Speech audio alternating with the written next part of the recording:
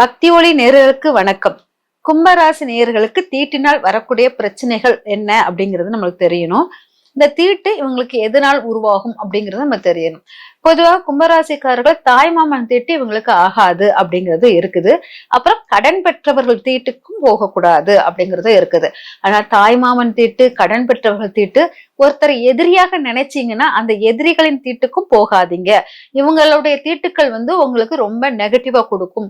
இவங்க வீட்டினுடைய இறப்புகள் உங்களுக்கு நெகட்டிவா கொடுக்கும். அதனால அந்த உடல்கள் அந்த வீட்டை விட்டு அகன்ற பிறகு அங்க போய் தீட்டு விசாரிப்பது சிறப்பாக இருக்கும் அப்படிங்கிறது.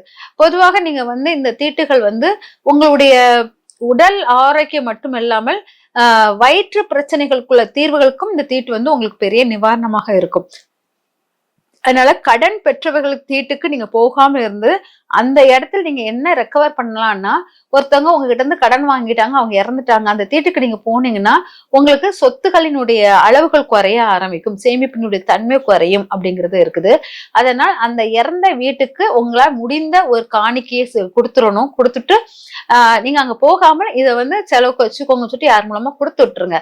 கொடுத்துட்டீங்கன்னா அந்த காணிக்கை வைத்து அந்த உடலுக்கு பூ மாலையோ ஏதோ ஒண்ணு போட்டுட்டாங்கன்னாலே உங்களை அவர் சபித்த விஷயங்கள், உங்களை நினைச்சு நொந்த விஷயங்கள் எல்லாம் மாறி போயிடும்.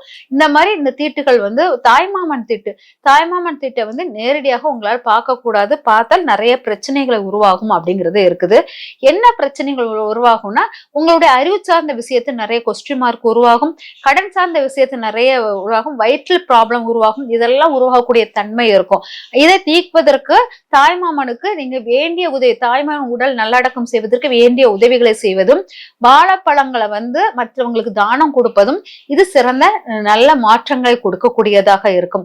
சின்ன சின்ன விஷயங்கள் தீட்டில் நம்ம நிறைய விஷயங்கள் எடுத்துக்கொள்ளலாம், நிறைய மாற்றங்கள் கொண்டு வரலாம். இந்த தீட்டுக்கள் இப்போ கும்பராசிக்காரர்கள் எந்த வழிபாடு பண்ணி இந்த தீட்டுல இருந்து ரெக்கவர் பண்ணலாம், வீட்டுல என்ன பண்ணலாம் அப்படிங்கறது தெரிஞ்சுக்கலாம்.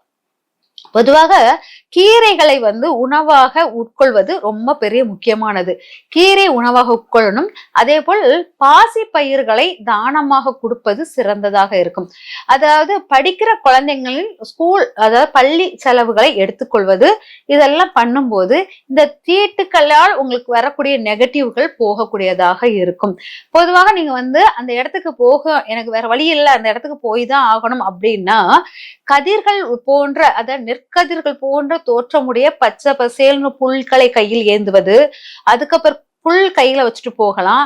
அதுக்கப்புறம் பாசிப்பயிறு சிறிது கையில எடுத்துட்டு போகலாம். பொதுவாக முக்கியமா புல் எடுத்துட்டு போவது சிறந்த மாற்றமாக இருக்கும். புல் எடுத்துட்டு போயிட்டு அவங்கள பார்த்துட்டு அவங்கள திருஷ்டி கேட்டுட்டு, அதாவது அவங்களுடைய தீட்டுகளை எல்லாம் பார்த்துட்டு வந்த பிறகு அந்த புல்ல தலையில சுத்தி ஒரு தண்ணியில விட்டுட்டு வந்துடணும். தலையில 3 தடவை சுத்திட்டு தண்ணியில விட்டுட்டு வந்துட்டீங்கன்னா உங்களுக்கு அந்த தீட்டு உங்களை தாக்காது. இதுதான் உங்களுடைய கவசமாக இருக்கும்.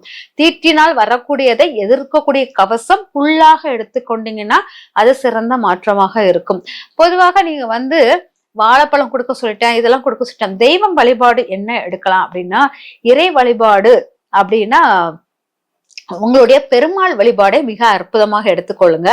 பெருமாள் வழிபாடு அப்படின்னா நிறைய இடத்துல பெருமாள் கோயில தீட்டு கழிவுகள், அதாவது அமாவாசை சமயத்துல பெருமாள் கோயில இதெல்லாம் பண்ணுவாங்க, திதிகள் கொடுப்பது, அந்த மாதிரி பெருமாள் கோயில தங்கி அந்த தீட்டுகளை கழித்துட்டு வருவாங்க.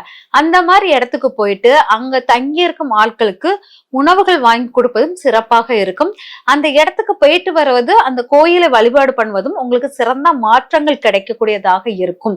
இது என்னன்னா, இந்த தீட்டுகள் உங்களுக்கு வயிற்று பிரச்சனைகள், அஜீரண கோளாறுகள் ஏற்படுத்துவதனால் உங்களுக்கு அடிவயிர்கள் ரொம்ப இதா இருக்கும், ரொம்ப பொறுமல், ஒரு கேஸ் அந்த மாதிரிலாம் உருவாகக்கூடியதாக இருக்கும். கேஸ்னா வாயு தொந்தரவெல்லாம் ஏற்படுத்தக்கூடியதாக இருக்கும்.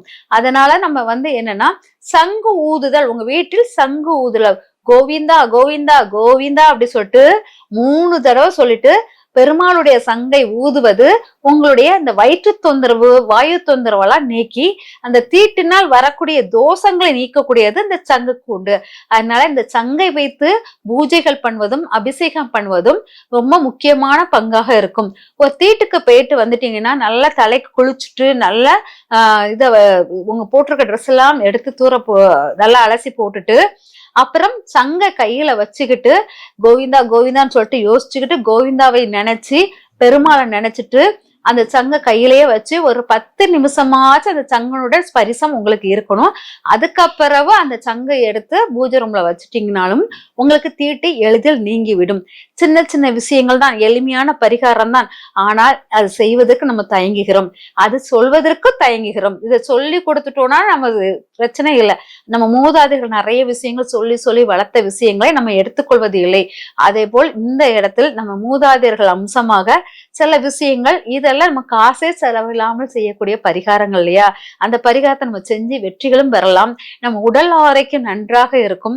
சில பேர் பிசினஸ்ல கடன் தொந்தரவுகள் இருக்கும், அந்த கடனை கூட இந்த தீட்டினால் வரக்கூடிய பரிகாரத்து மூலமா கூட நீக்கிக்கலாம். அதனால சின்ன விஷயம், உறவுகள் சார்ந்த தீட்டுகள் கூட நம்மளுக்கு சில நெகட்டிவா கொடுக்குதுன்னா அந்த நெகட்டிவை நம்ம எப்படி கையாளணும்னு தெரிஞ்சிச்சுன்னா வாழ்க்கையில் பல வெற்றிகள், பல முன்னேற்றங்கள் உங்களை வந்தடையும்.